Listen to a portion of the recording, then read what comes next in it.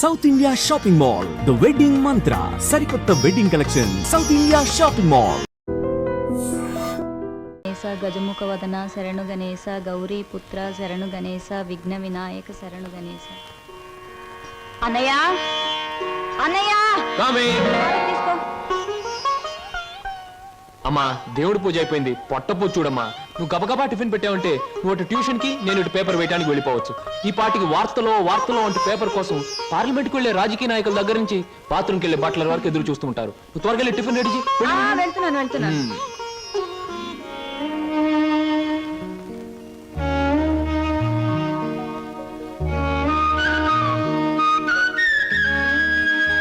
చెల్లాయి, మన కోసం సరోజు ఒంటరిగా ఆగిపోయింది. ప్రాణానికి తెగించి మనల్ని రక్షించింది. ఎక్కడుందో ఏమైందో ఎన్నిసార్లు ప్రయత్నించినా కనీసం జాడు కూడా తెలియలేదు. అసలు ఉందో లేదో. అన్నయ్య తప్పకుండా ఎక్కడో ఉండే ఉంటుంది. ఏదో ఒక రోజు మనకు కనిపించి తీరుతుంది. అర్జెంటే నన్ను వదలవే, కడుపులో గందరగోళంగా ఉంది. ఇదిగో వెళ్ళొచ్చిన తర్వాత నీ ప్రశ్నలన్నిటికీ తీరిక సమాధానం చెప్తాను. నేను మర్చిపోతానండి. నాకు సమాధానం చెప్పిన తర్వాత మీరేమైనా చేసుకోండి. ఎన్టీ రామారావు నటించిన మొదటి చిత్రమేది, రంగుల చిత్రమేది, రాజుగా నటించిన చిత్రమేది, పేదగా నటించిన చిత్రమేది, దొంగగా నటించిన చిత్రమేది, విలన్ గా నటించిన చిత్రమేది, ఏ చిత్రం ఎన్ని రోజులు ఆడింది, అందులో ఫెయిల్యూర్స్ ఎన్ని, సక్సెస్ ఎన్ని చెప్పకండి చూద్దాం. కింద జన్మలో నువ్వు గానుగై ఉంటావే, నేను ఎద్దై ఉంటాను. అప్పుడు నేను ఆడించాను, ఇప్పుడు నువ్వు నన్ను జాడిస్తున్నావు. ఎన్టీ రామారావు నటించిన మొదటి జ్యువెల్ జోల్ సినిమా నిన్ను ఎక్కడ కొడితే బుద్ధి వస్తుందా అని ఆలోచిస్తున్నానే. వస్తున్నా బాబు. ఏమయ్యా, నువ్వు పోస్ట్ మ్యాన్ కదా, పోర్ట్ ఉద్యోగం ఎప్పుడు మొదలెట్టావు? ఏంటండి ఏమి తెల్లంటే అడుగుతారో? మీ ఆవిడ రాసి పంపించిన పాటలు తిరిగి వచ్చేసాయి. ఆహా, అయితే ఈ నెల కూడా పొయ్యిలోకి పుల్లలు కొనక్కర్లేదన్నమాట. మీ ఆవిడ గారి చేత పాటలు రాయటం అన్నా మానిపించండి, లేకపోతే ఆవిడ గారి కోసం కొత్త వారపత్రిక పెట్టండి. లేకపోతే దేశంలో తెల్లకైతే కరువు వచ్చి పడిపోద్దని. మరి ఎవరండి వచ్చింది? అమ్మో, ఏమిటండి ఇవన్నీ నీ రచనలే. వీటి తాకిడికి ఈ ప్రపంచం అంతా తట్టుకోలేకపోతుంది. కొన్నాళ్ళకి ఊరంతా ఖాళీ చేసి పోయేటట్టున్నారు. ఊరు అంటే జ్ఞాపకం వచ్చింది. 1952లో సొంత ఊరు అనే సినిమా వచ్చింది కదా. ఎన్ని సెంటర్స్ లో 50 రోజులు ఆడింది. ఆ చిత్రంలో హీరో ఎవరు, హీరోయిన్ ఎవరు, డైరెక్టర్ ఎవరు? కింద జనంలో నువ్వు పిడకై ఉంటావే, నేను పోయే ఉంటాను. అప్పుడు నిన్ను కాల్చాను, ఇప్పుడు నన్ను కాల్చు తింటున్నావు. ఏంటండి? ఇటు కాదు, ఇటు పోతాను. పిన్ని, మళ్ళీ ఏమిటో. ఏమిటి పిన్ని, ఏమిటి గొడవ? లేదురా, ఈ మధ్య ఎవరికి సినిమా పరిజ్ఞానమే ఉండటం లేదు. అదే నాకు చాలా బాధగా ఉంది. ఇదిగో లోపలికి వెళ్ళటానికి వీల్లేదు. ఇక్కడే పడి ఉంటానే. నాగయ్య గారు హీరోగా ఉన్నప్పుడు మా అమ్మ, రామారావు గారు హీరోగా ఉన్నప్పుడు మా అమ్మ ఎన్నో తెలుగు చలనచిత్ర పాఠ్యగ్రంథాలు రాశారు. నేను ఇప్పుడు ఒకటి అలాంటిదే రాద్దాం అనుకుంటున్నాను. ఎవరు పట్టించుకోవటం లేదురా. పిన్ని, నువ్వు ఎవరిని ఏం అడగకూడదు. అడిగితే నీకు తెలిసిన విషయాలు వాళ్ళు ముందే తెలుసుకొని నీకంటే ముందే వాళ్ళు బుక్ రాసేస్తారు. అందుకని నీలోనే ఉంచుకో. నీకు ఒకటి తెలుసా, నీ బుక్ కవర్ పేజ్ బొమ్మ బాపు గారి చేత వేస్తున్నాను. అలాగా? ఫ్రంట్ పేజ్ ఏమిటో తెలుసా? ఏమిటి? రమ్ పమ్. చాలా బాగుందిరా. బ్యాక్ పేజ్ మీద సుత్తి కూడా వేయించు, రాంగ్ ముదిరిపోతుంది. మీరు ఊరుకోండి. నా బాబే, నువ్వు ఒక్కడవేరా నన్ను అర్థం చేసుకున్న వాడివి. ఇంకెప్పుడు ఎవరిని ఏమి అడగను, మిమ్మల్ని తప్ప. ఒరే, అంతా బాగానే మేనేజ్ చేసావురా, కానీ నన్ను మాత్రం బతికించలేకపోయావు. మీ పిన్ని. బాబాయ్, పిన్ని ముందు నువ్వేమన్నాను, పిన్ని వెళ్ళాకన్నావా? నేను ఊరుకోను. ఓహో, నువ్వు దాని పార్టీ కదా. అవును, పిన్నంటే ఎవరనుకున్నావు? మా అమ్మ. ఒరే, ఇది ఏనాటి బంధంరా. 15 సంవత్సరాల క్రితం మీరెవరు మేమెవరు అనుకోకుండా నాకు దొరికారు. ఈ 15 సంవత్సరాల్లో మేము మీకే ఆప్యాతలు కురిపించామో తెలియదు, కానీ మీరు మా కన్నబిడ్డల కంటే ఎక్కువైపోయారా. అది మా అదృష్టం బాబాయ్. నువ్వు లేకపోతే మేమేమైపోదు. చూడమ్మా, రిటైర్డ్ స్టేషన్ మాస్టర్ గా చెప్తున్నాను, పచ్చ జెండాకి పరిగెత్తే రైలుకి బంధుత్వం ఉండక్కర్లేదురా. పచ్చ జెండా ఊగిందంటే రైలు పరిగెత్తి తీరాలే, దాని డ్యూటీ. రైలు పరిగెత్తే ముందు పచ్చ జెండా ఊగాలే, దాని బాధ్యత. మన బంధుత్వాలు కూడా అంతేరా. అయ్యో, టైం అయింది బాబాయ్. నువ్వు ముందు సరిగ్గా నిలబడు, ఇప్పుడు బయలు. ఓకే, నువ్వు రామ్మా. వెళ్ళొస్తాం. త్వరగా వచ్చేయండి. అలాగే బాబాయ్. 1969లో నా కర్మకాయలు నిన్ను పెళ్లి చేసుకున్నాను. ఎక్కడికెళ్తారు? ఇప్పుడు ఆపేమంటే చంపేస్తాను. అమ్మా, పేపర్.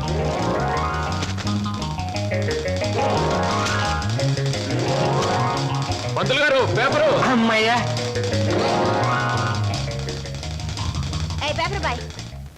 నన్నే? అవును, నిన్నే. నా పేరు పేపర్ అబ్బాయి కాదండి, వీర వెంకట విజయ శ్రీనివాస్ వరప్రసాద్. పూర్తిగా పిలవలేని కొంతమంది బద్దకస్తులు శ్రీనివాస్ అంటారు. ముచ్చటగా ముద్దుగా పిలవాలనుకున్న వారు సీను అంటారు. సుబ్బమ్మ గారు. నా పేరు సుబ్బమ్మ కాదు, లలిత.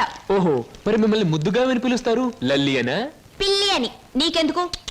పేరు లలితంగా ఉంది, పర్సనాలిటీ లలిత లావణ్యంగా ఉంది. ఏయ్, ఏమిటి వెటకారంగా ఉందా? అసలు పేపర్ని అలా రాయిస్తున్నట్టు విసడం ఏమిటి? చేతికి వచ్చుగా. ఇవ్వచ్చు అనుకోండి, ప్రతి వాళ్ళ చేతికి ఇస్తూ పోతే కొంతమందికి వాళ్ళ ఉదయం పేపర్ రేపు సాయంత్రానికి, రేపు సాయంత్రం పేపర్ ఎల్లుండి దానికి అందుతుంది. అందుకని కొన్ని విసరాలి, కొన్ని ఎగరేయాలి, కొన్ని చేతికి ఇవ్వాలి. నేను ఎంత గట్టిగా విసిరినా పడే వాళ్ళ చేతిలో అది పువ్వులా పడటం మన టాలెంట్. చాలండి, మీరు వెళ్ళొచ్చు.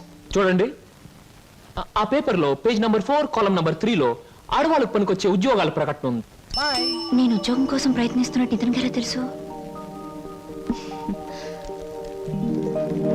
ఏమేం మరదలా, ఆ పేపరు నీకు ముందే తెలుసా? ఏ ఏంటే రోడ్డు మీద పరాగడితో పరాసుకెళ్ళటే చెప్పా. పరాయివాడు కాదు, అతను నా బాయ్ ఫ్రెండ్. ఏటే బాయ్ ఫ్రెండా? చెట్టంత బావగారిని, నీ ఎక్కకు మొగుణ్ణి, నేనుండగా ఆడేవాడే బాయ్ ఫ్రెండ్. బాయ్ ఫ్రెండ్ అయినా, మ్యాన్ ఫ్రెండ్ అయినా, ఫ్రెండ్ ఫ్రెండ్ అయినా అని నేనే. ఇదిగో, రోజు రోజుకి నువ్వు హద్దు మీరుతున్నావు, జాగ్రత్త. ఆహా, నన్ను జాగ్రత్త అన్నది గొప్పదాని అయిపోయావా? చూడవే, నీ చెల్లెలు నన్నే పట్టుపట్లాడించేస్తుంది. Shut up. మంచి గొడ్డుకో దెబ్బ, మంచి మనిషికో మాట అన్నారు. మాటతో మారటానికి నువ్వు మనిషివి కాదు, 4 బాదడానికి గొడ్డువి కాదు. ఛీ! విన్నావటి నీ చెల్లెలు ఏముంటుందో? నీ మనిషిని కాదట, పశువుని కాదట. మీ ఇద్దరిని- అక్కడ ఎందుకు అలా కొడుతున్నావు? ముద్దుల మరదలు కొడితే నలిగిపోద్దని. మళ్ళేనో నేను మనిషిని కాదు, పశువుని కాదా? ఇదిగో, నేను బ్రతిమాలుతున్నాను, అక్కడేం చేయకు. చిచి, నువ్వు ఇతన్ని బ్రతిమలాడటం కంటే నేను తన్నులు తినటమేనయ్యో. ఈ దుర్మార్గుడికి ఇది అలవాటేగా. ఊరుకో అక్క. ఓసస్, మీ అక్క చెల్లెల పరామర్శ చాలుగానే మీ ఇద్దరితో వాదించి వాదించి నా ఒళ్ళు చీదర కొట్టింది. స్నానానికి నీళ్ళు పెట్టండి. ఊరుకో అక్క. ఇది రోజు ఉండే భాగవతమే కదమ్మా. ఎలాగో ఇన్నాళ్ళు హాస్టల్లో ఉండి చదువుకున్నావు. ఉద్యోగం దొరికే వరకు కూడా ఆ హాస్టల్లోనే ఉన్నా బాగుండేది. సరే, తొందరగా బయలుదేరు, నీకు ఇంటర్వ్యూకి టైం అవుతుంది. ఈసారైనా ఉద్యోగం వస్తే ఆ 7 కొండల వాడి దగ్గరికి నడిచొస్తానని మొక్కుకున్నాను.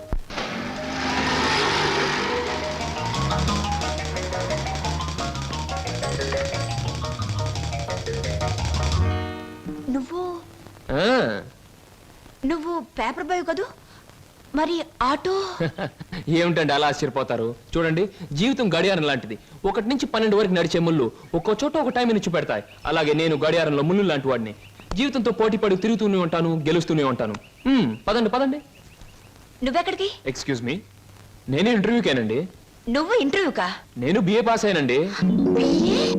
ఆశ్చర్యపోకండి, ఇంటర్వ్యూ అయ్యాక తీరిగ్గా కూర్చొని ఏ కూల్ డ్రింక్ తాగుతూ ఆశ్చర్యపోతారు కానీ. Okay, yes, sit down. మీ అందరికీ ఒకే ఒక ప్రశ్న వేస్తాను, దానికి మీరు సమాధానం చెప్పాలి.